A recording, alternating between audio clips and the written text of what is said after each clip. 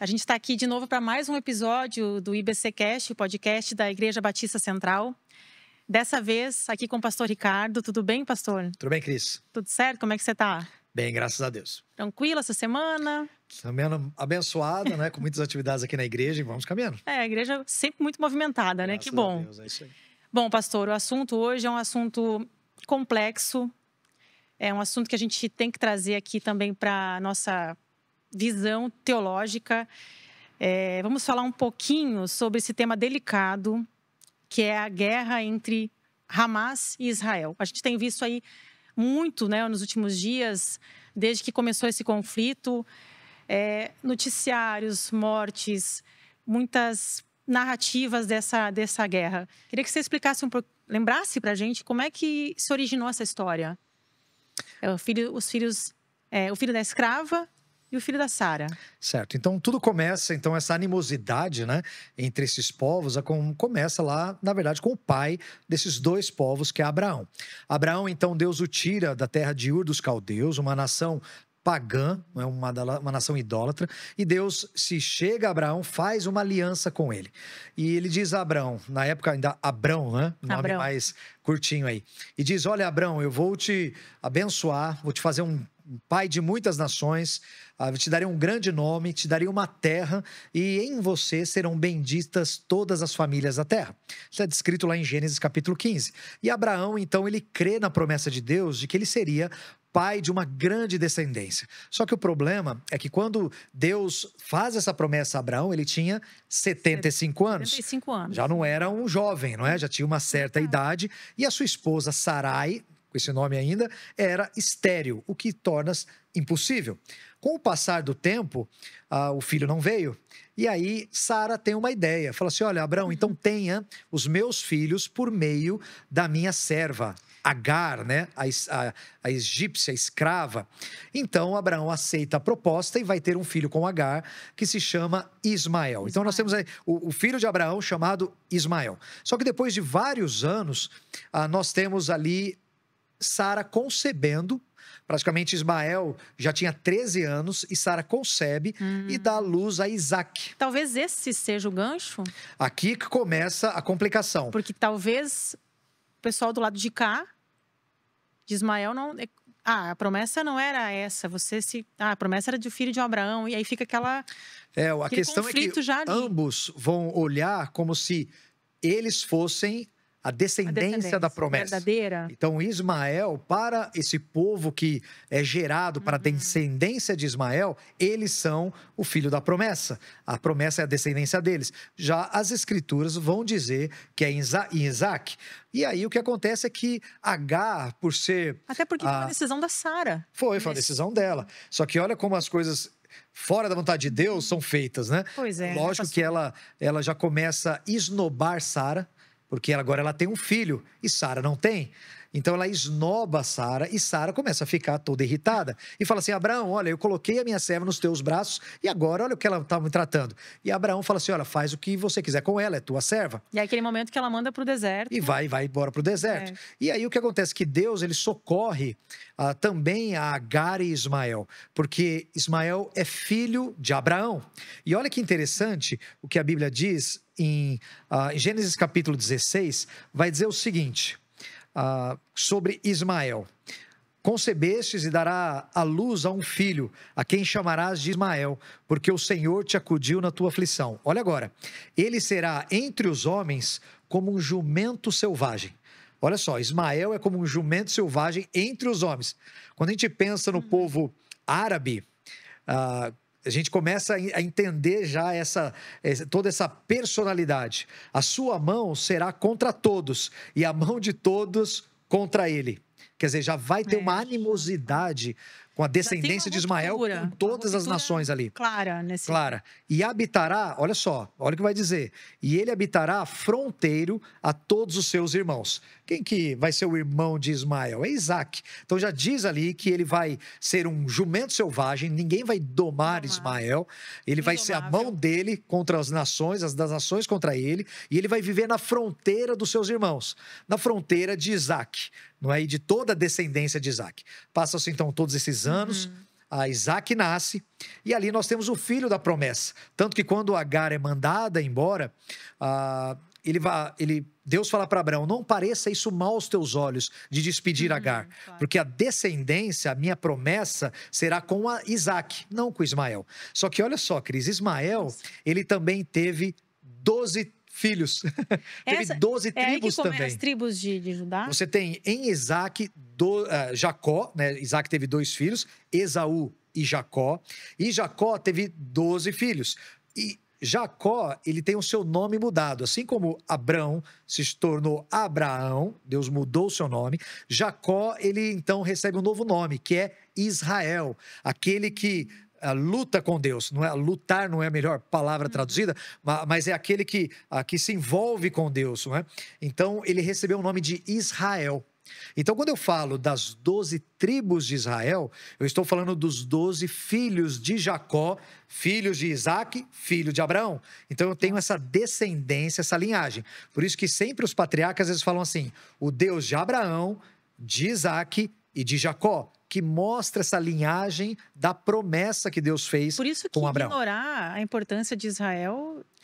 Não tem como. Existe, Israel, né, pastor, ele tem uma promessa. Ele teve uma promessa que era de Abraão, passou para Isaac, passou para Jacó e toda a sua descendência. Qual era a promessa? Era a promessa de uma terra. Ele falou assim: olha, Abraão, anda por essa terra, para o norte, para o sul, para o leste e para o oeste. Todo lugar que teus pés pisarem, eu te dou por herança. A terra é de Israel. A terra prometida. Aí que entra a parte do território. Entra a parte do território. Que eles tanto contestam. E há esse conflito justamente, talvez político, pastor? Também por causa da terra. Agora pensa comigo. Ele deu a Abraão, falou: essa terra é tua. Só que Ismael também é filho de Abraão. Será que Ismael não tem direito a essa terra, porque a terra é de Abraão? Só que nós vemos que a descendência, a linhagem da promessa é em Isaac, não Ismael. A terra pertence a Abraão, passou para Isaac, que passa para Jacó e os seus descendentes. Então, a terra pertence a Israel. Lógico que os descendentes de Ismael, eles vão entender que a promessa é deles. Olha só, Cris, lembra do episódio em Gênesis 22, onde Abraão oferece Isaac sobre o altar? Lembra disso? Ele fala assim: olha, vai para o lugar que eu vou te mostrar e ali você vai sacrificar o teu filho, teu único filho a quem você ama. E no momento em que ele vai sacrificar, o anjo fala: para, eu sei que você teme a Deus, olha o cordeiro ali. E arruma um substituto, que é uma prefiguração de Cristo já, né? O cordeiro que vem morrer no meu lugar. Só que para os descendentes de Ismael, olha isso. Quem Abraão ofereceu não foi Isaac, foi Ismael. E sabe o local... historicamente reconhecido, da própria revelação deles, o que eles chamam de revelação, né? Da tradição oral e da suposta revelação deles. E sabe quem, o local certinho de onde ele foi, da montanha, era o Monte Moriá? Seria sacrificado? Que é exatamente onde foi construído o templo judeu, o templo de Salomão, e é onde hoje nós temos o Domo da Rocha, que não é uma mesquita, né? Não é uma mesquita, mas é um edifício muçulmano, que é aquele prédio com a cúpula dourada. Vocês, ali tem uma pedra. Já estiveram em Israel. Nós estivemos lá. Passaram por todos esses lugares. Essa energia realmente que você ali você respira, na verdade, esse conflito. Isso que eu te perguntar. A gente está vendo a guerra agora, mas não é de hoje. Não é de hoje. É um conflito aí que vem... Vem lá de trás, de Abraão, né? Nós estamos falando aí de mais de 2.000 anos antes de Cristo. Então, nós temos toda essa animosidade entre Ismael e Isaac. É claro que no decorrer ali, como eles marcam esses pontos, né? Nós temos no correr de toda a história a instituição do islamismo, que foi uma religião criada aí por Maomé, que tem influência judaico-cristã. Nós estamos falando aqui de 600 já depois de Cristo. Então tem uma influência de ensinamentos judaicos e cristãos, que Maomé ali, por ser casada com uma Mas vem dessa origem dessas tribos? O islamismo? Não, ele vai dizer que ele recebeu uma revelação, não é uma revelação, e ali ele vai colocar todo então esse conteúdo dessa revelação, onde nós temos o início do próprio Islã. E o islamismo, então, ele começa a conquistar muitas terras pela força, pela espada, não pelo amor, pela pregação do evangelho, como foi o cristianismo. E é claro que essa religião, ela se torna a religião desses descendentes de Ismael. Então, se eu já tinha um conflito entre dois povos, agora eles têm um caráter religioso que vai abraçar e vai ser quase uma embalagem desse conflito que é entre dois povos. Então, agora eu tenho razões religiosas e eles acabam, então, entendendo que para eles se torna até uma guerra santa, o que eles chamam de jihad, a guerra santa. Mas aí já entra na parte do terrorismo. Só que aí que tá. Concorda que aí já é com certeza do extremismo. Sim, é terrorismo, porque a jihad ela vai defender que se você, um soldado muçulmano, se ele morre matando um infiel, que é alguém não islâmico, né? Um judeu, um cristão, se ele mata um infiel, ele vai direto para o paraíso e tem direito a 70 virgens. Então você já tem motivações religiosas para o terrorismo. Pode matar o infiel por amor a Alá. Essas 2 semanas atrás eu estava vendo uma conversa entre não sei se o cara era cristão e um muçulmano. E o muçulmano estava falando assim para ele, isso foi nas redes sociais e tudo. Ele falou assim, olha, eu te mato por amor a Alá. Ele falou, mas por que você vai me matar? Eu te mato. Eu mato o cristão, eu mato o judeu, os infiéis por amor a Alá. Mas o que eu te fiz? Não, você é infiel, eu te mato.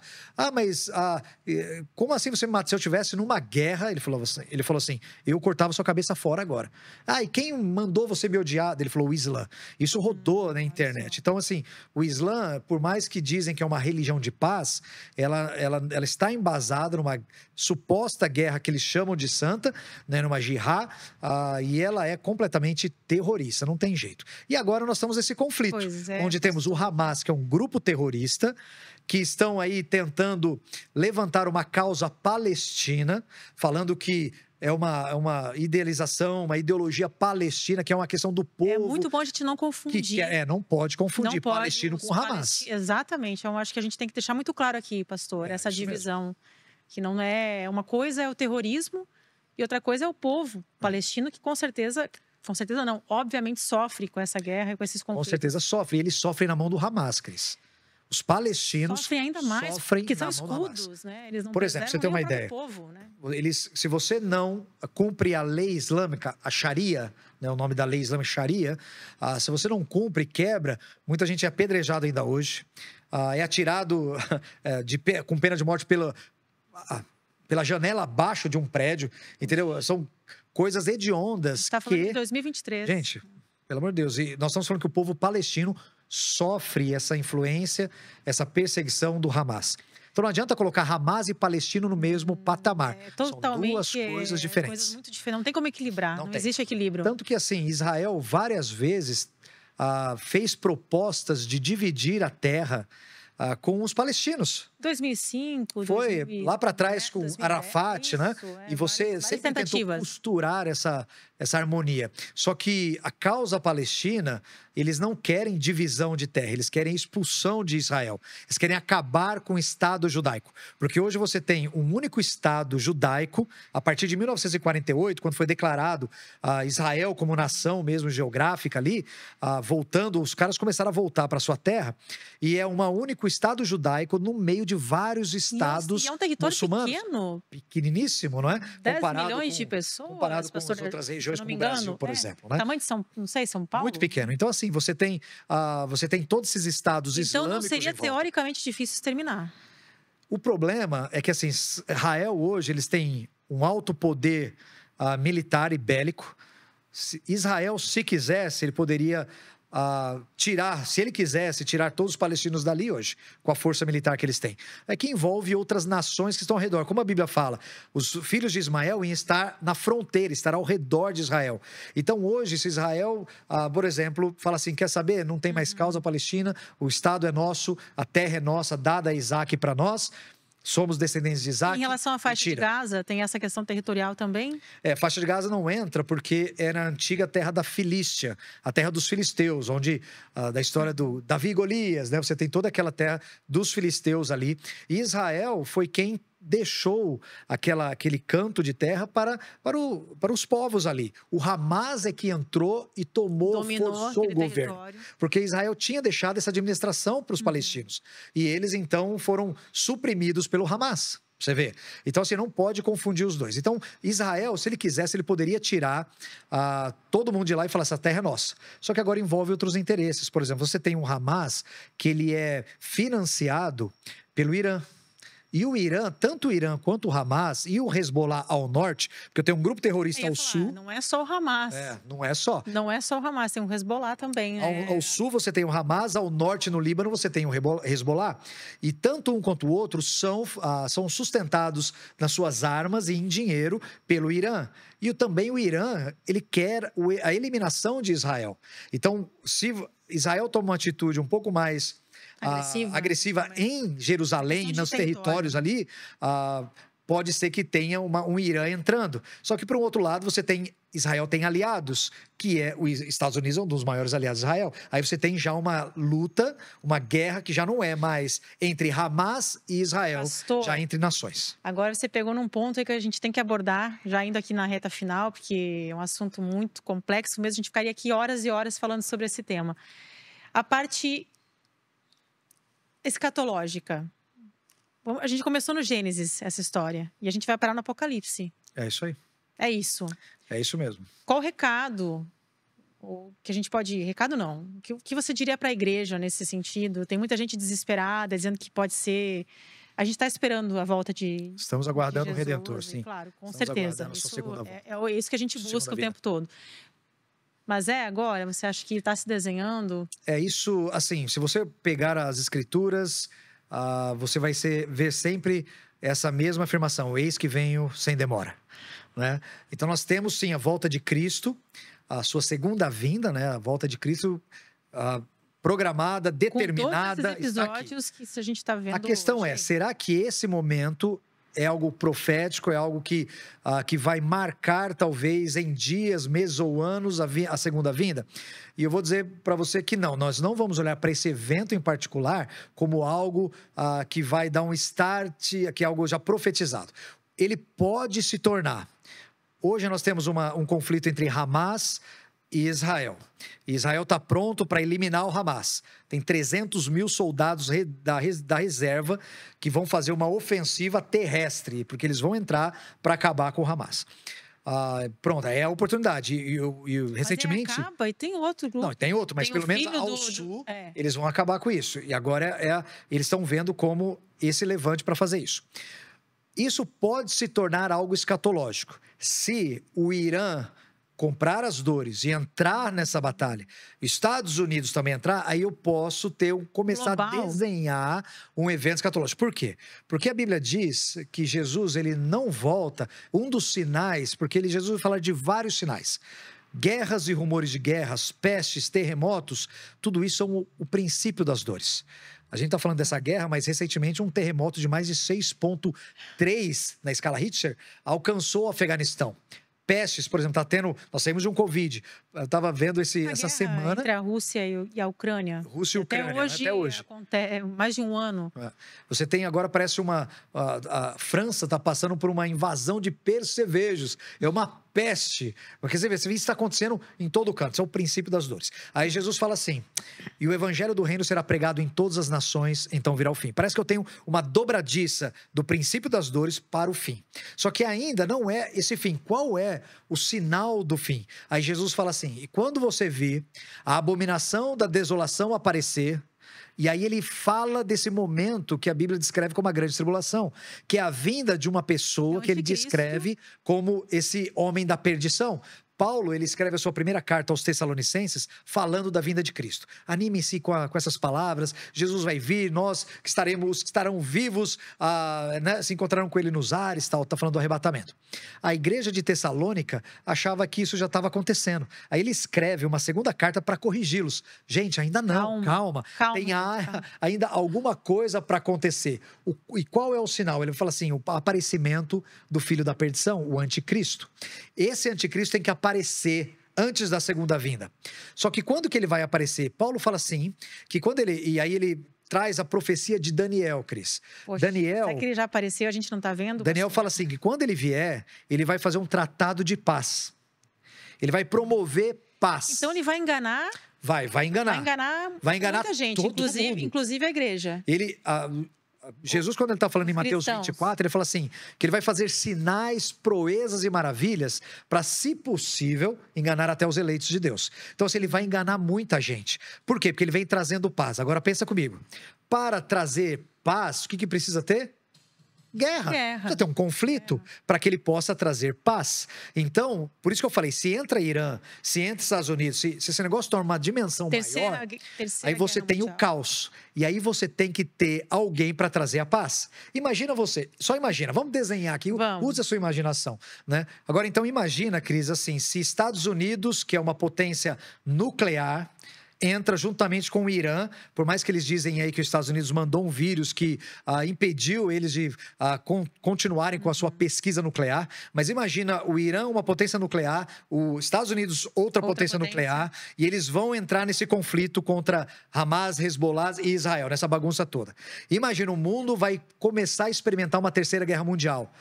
Todo mundo vai ficar de cabelo em pé, aí aparece um homem, imagina, um homem que consegue costurar a paz. E já tem um cara aí, a gente pode até falar isso numa outra ocasião, que ele já está costurando. Vamos fazer a segunda parte desse episódio, com certeza. Ele está costurando a paz no Oriente Médio. E esse cara vem e fala assim, olha, eu tenho um acordo e faz um acordo de paz. Aí nós temos um potencial anticristo. Quando você tem um aparecimento do anticristo, você tem a segunda vinda iminente. Então aí que está. Essa guerra Hamas e Israel é um sinal da segunda vinda? Não. Mas se ela tomar uma dimensão mais global, aí pode se tornar algo que leve a esse final de todas as coisas. Mas nós vamos olhar e acompanhar o desenvolvimento, o desenrolar dessa história. E para fechar, pastor, super rápido. Cristão, as pessoas que confiam em Jesus, que a gente tem que saber que ele está no controle de tudo. Deus está no controle, apesar de a gente olhar para essa guerra e não entender. Deus está no seu trono, completamente soberano, mas lembre-se, Jesus falou dos sinais, isso vai acontecer. Não adianta, vai vir um período de do controle grande tribulação. Isso. A grande bênção para nós é que a Bíblia diz que nós seremos guardados pelo Senhor. Nós seremos protegidos pelo Senhor de toda essa ira de Deus que vem sobre a terra na grande tribulação. Agora, Cris, só para você ver... Quem ainda não crê em Jesus, a hora é agora. É agora que você tem que se render. Agora, porque os tempos vão sim se estreitar cada vez mais, mas o Senhor guarda a sua igreja. Pastor Ricardo, muito obrigada por essa conversa, adorei, Valeu. sempre maravilhoso. Gente, acompanhe mais episódios do IBCcast e até a próxima. Valeu!